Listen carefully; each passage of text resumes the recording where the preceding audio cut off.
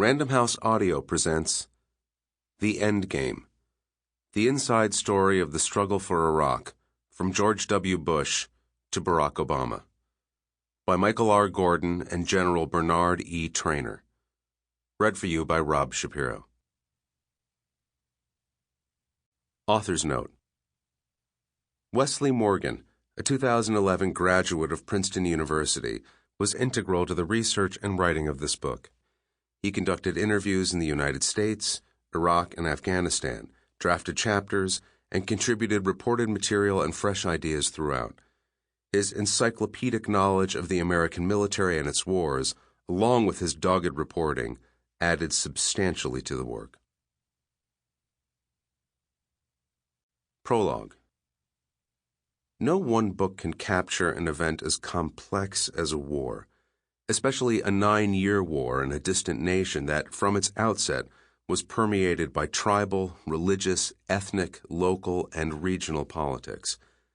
Nonetheless, this volume seeks to provide the most comprehensive account to date of the United States' involvement in Iraq.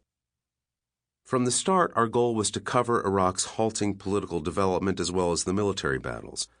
We gave attention to decisions in Baghdad as well as Washington, and we covered the clashes and political maneuvering from the early days of the American-led occupation through the descent into sectarian violence, the surge that pulled Iraq back from the brink of civil war, and the vexing aftermath. This was an ambitious project, but we have been covering the Iraq War from the start.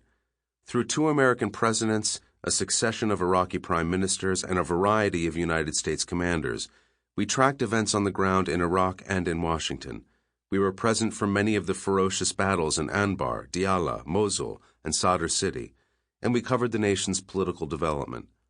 We saw American and Iraqi blood spilled, and we interacted with the generals, diplomats, and politicians on whose shoulders the decisions of the war rested.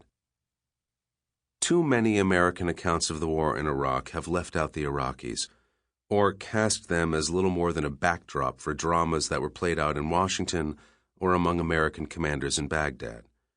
But they are essential actors in their own nation's drama. For this reason, Prime Minister Nouri al-Maliki and rivals like Ayad Alawi, Masoud Barzani, and Adil Abd al-Mahdi share the list of the hundreds of interviews we conducted, along with Iraqi generals, police commanders, tribal sheikhs, and student protesters.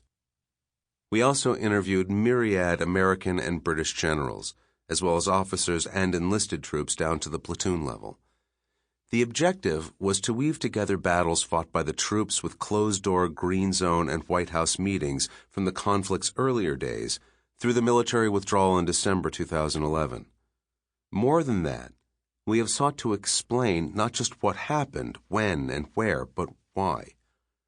We have been aided in our task by unprecedented access to classified documents that chronicle the war as it was seen from the American Embassy in Baghdad, from the White House, from military headquarters across Iraq, and from the command posts of special operations and intelligence units. The troves of secret documents on which we were able to draw shed light on corners of the Iraq story that would otherwise have remained dark for years. Internal military and State Department reports have provided glimpses of roads not taken and opportunities missed. First-hand after-action reports and cumulative briefings chart and bring to life the nighttime campaign waged in Iraq by the Joint Special Operations Command, the headquarters overseeing America's most elite and secretive commando units, both against Sunni insurgents and later against Shiite militias and even the Quds Force, Iran's operations and intelligence arm in Iraq. Still classified oral histories show the war as commanders recounted it. CIA and other intelligence reports helped complete the mosaic. In painting a picture of America's complicated struggle with Iran and Iraq, for instance, we have been able to draw on General David Petraeus's classified updates to Defense Secretary Robert Gates, an unauthorized disclosure that opens a window into the inner workings of the war and describes Petraeus's own third-party interactions with the leader of that force, Qasem Soleimani. Other documents provide rare glimpses of the war through the eyes of those who fought against the United States and the Iraqi government. Detailed reports in the interrogations of Qais and Laith al-Khazali, two Iraqi Shiite militants captured by the British Special Air Service in 2007, offer an inside view of Iraq's Sadrist political movement and militias and its ties to Iran. Transcripts of the interrogations of Sunni insurgents captured by American troops, along with internal reports by insurgent commanders recovered from hard drives and flash drives, have helped us understand the activities of al-Qaeda in Iraq, the local franchise of the global terrorist group that was the United States' main antagonist for much of the war. Heavily classified embassy cables, internal red team analyses organized by the American Military Command, notes of critical meetings in Washington and Baghdad, and classified assessments and war plans commissioned by the generals who prosecuted the war round out our account. We have protected the intelligence community's sources and methods. By combining extensive interviews with this documentary history, we have sought to convey a full and rich history of a tumultuous period that has put its stamp on the American military, has decisively altered the history of Iraq, and that will influence events in the broader Middle East for decades to come. Part 1. Iraqi Freedom. The Occupation and Its Discontents, 2003 to 2006. Chapter 1. Desert Crossing. On a stone-gray December morning in 2011, Nouri Kamal al-Maliki arrived at the White House for a meeting with President Barack Obama.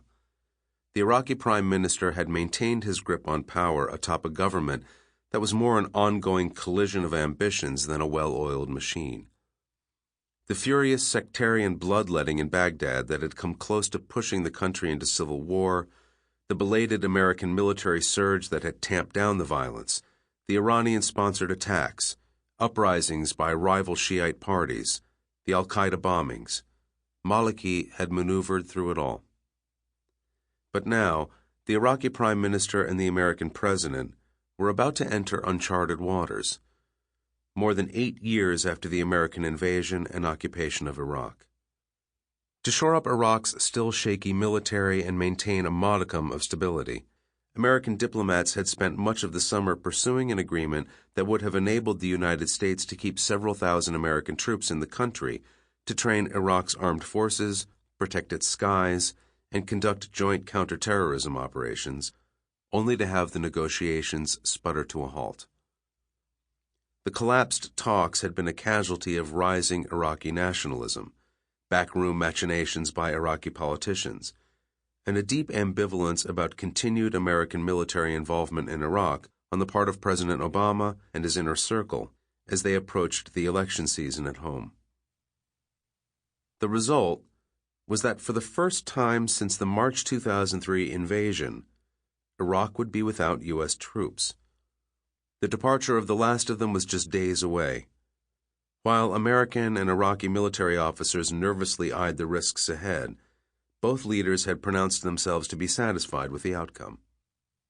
Maliki's visit to Washington, in fact, had been cast by the White House as a celebration of the new normal, a sovereign Iraq that was putatively on the path to democracy and capable of providing for itself.